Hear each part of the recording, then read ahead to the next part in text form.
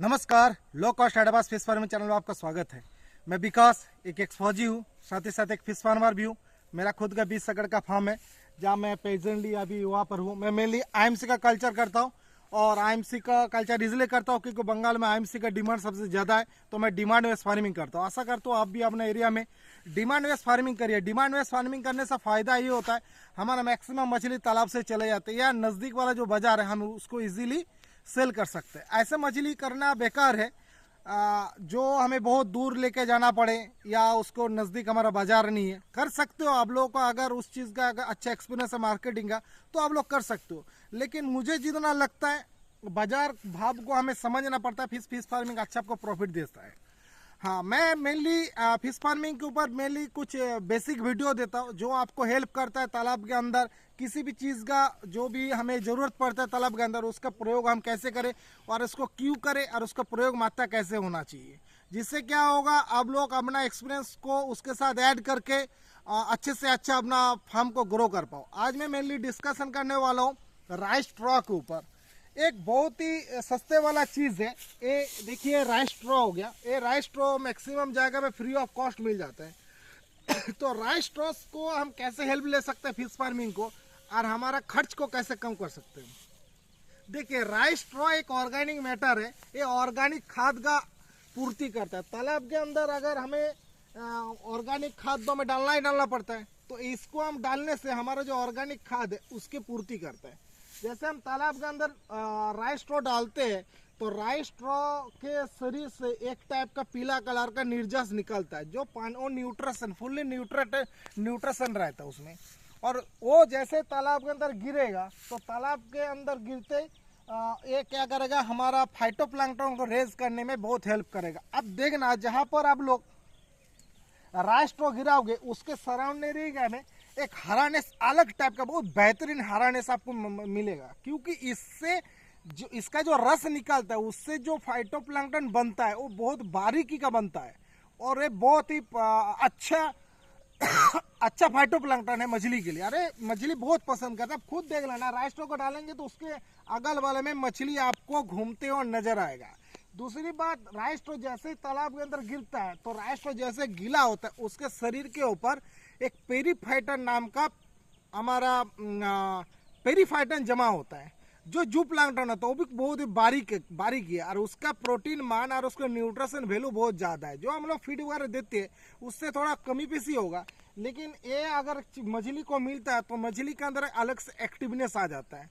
तो rice straw का आप लोग तालाब के अंदर इस्तेमाल कर सकते हो, लेकिन इसका इस्तेमाल कितना करना, अगर कोई भी ऑर्गेनिक मैटर दे रहे हो तब इसको आप ज़्यादा इस्तेमाल नहीं कर सकते हो। तो ऑर्गेनिक मैटर को आप कम करके जैसे हम लोग गोबर का खाद वगैरह वगैरह देते हैं, तो आप लोग कभी भी देखना हम तालाब के अंदर 1 से 1.5 किलो पर मंथ पर डेसिमल हम लोग किसी ऑर्गेनिक मैटर को हम दे सकते हैं। लेकिन उससे ज़्यादा देने से वो भी क्या डिपेंड करता है तालाब के ऊपर, मिट्टी के ऊपर। तो आप लोग वो हिसाब रखना, कोई भी चीज़ को एक ही चीज़ को इस्तेमाल करना है, ऐसा नहीं है आप इनको दोगे तो दूसरा भी दे दोगे तो प्रॉब्लम हो सकता है। तो एक ही किसी भी चीज़ को इस्तेमाल कर सकते हो जो आपके पास अवेलेबिलिटी है।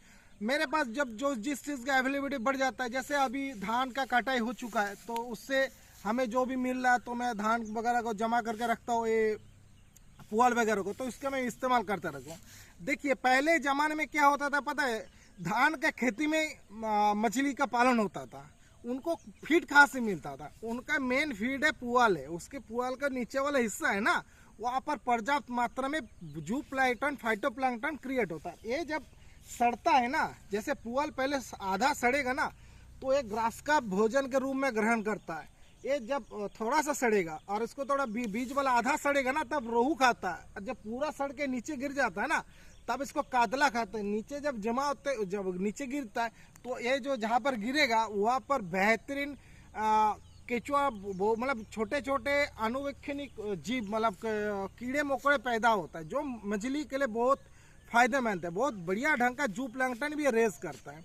तो आप पुआल को आराम से इस्तेमाल कर सकते हो। पर डेसिमल 1 किलो मतलब एक महीने में, एक्चुअली 1 महीना तक तो जाता नहीं, तालाब के अंदर चूना वगैरह सही है, डिकम्पोजर वगैरह दिया तो 15-20 दिन के अंदर ये खत्म हो जाता है। तो 20 दिन के लिए मान के चलिए पर डेसिमल 1 किलो मतलब 1 एकड़ में आप 100 किलो तक डाल सकते हो। ज़्यादा नाप नहीं है, वो भी बता रहा हूँ बार बार, मैं बाकी वीडियो में बताया।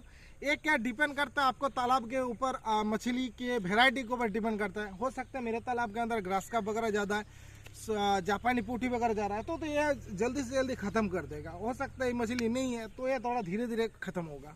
ये हमें कुछ करना नहीं, इनको बस ऐसे छोड़ना नहीं है, घूमता रहेगा चारों साइड में, धीरे धीरे धीरे ये बैठ जाएगा और इससे अब कुछ दिन में आपको मिलेगा ही नहीं है, ये बिल्कुल मछली इसको ख़त्म कर देगा।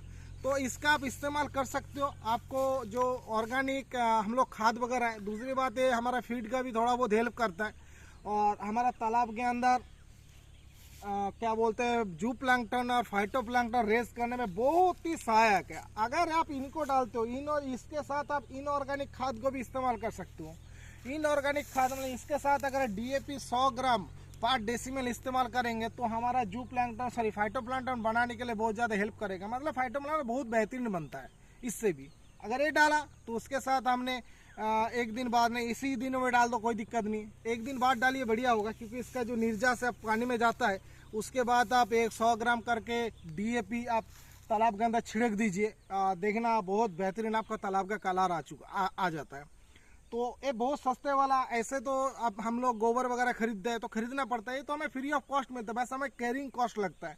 हम कहीं से इसको जमा कर या लेके आके बस डंप कर दे और इसको थोड़ा थोड़ा करके इस्तेमाल करते रहिए। इस्तेमाल करने के लिए भी कोई दिक्कत नहीं, आप इनको उठाइए कैसे भी करके आप तालाब के अंदर फेंक दीजिए, बस ये ऑटोमेटिकली काम करेगा।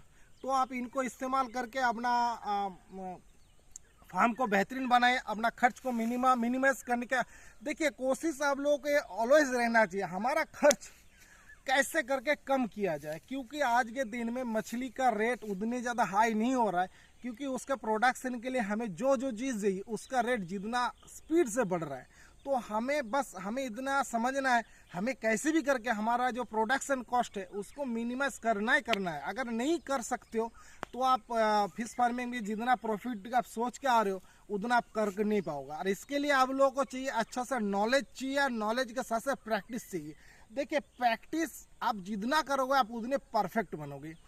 आप जान सकते हो, ऐसा बात नहीं है, लेकिन जानना वही चीज़ को आप उसी तालाब के अंदर, क्योंकि हर तालाब का जो इकोसिस्टम है ना वो अलग अलग है, तो वो तालाब के अंदर कौन सा चीज़ डालने से ज़्यादा अच्छा इफेक्ट होता है वो डिपेंड करता है। उसी बंदा वो फार्मर बता सकता है जो उस तालाब के अंदर काम कर रहा है। तो मेन तो एक चीज़ होता है, लेकिन उसको सबसे अच्छा क्वालिटी तक ले जाने के लिए गुड प्रैक्टिस की ज़रूरत है। तो आशा करता हूँ आप लोग इस चीज़ को अप्लाई करते हो। जो भी चीज़ सुन रहे हो ये आप लोग थोड़ा लिख लेना, लिखने से क्योंकि वही चीज़ कमेंट में बार बार आता है, इसलिए आता है क्योंकि आप लोग पूरे वीडियो को ठीक से देखते नहीं। मैं कोशिश करता हूँ इस चीज़ का जितना भी अच्छे से अच्छे जानकारी दूँ आप लोग को प्रोवाइड करूँ, जिससे आप लोग को फ़ायदा हो। तो आप लोग इनको देखिए, और जो भी नया फार्मर इस आज मेरे वीडियो को देख रहे हो तो उनको सब्सक्राइब करना मत भूलना, क्योंकि आप सब्सक्राइब करोगे तो नया से नया ऐसे जो फिश फार्मिंग का आइडिया है, जो हम लोग अपना सराउंड एरिया में जो भी चीज़ है उसको कैसे भी करके इस्तेमाल कर सकते हैं और उससे हमें क्या फ़ायदा पहुंच सकता है, उस टाइप का वीडियो मैं डालता हूं।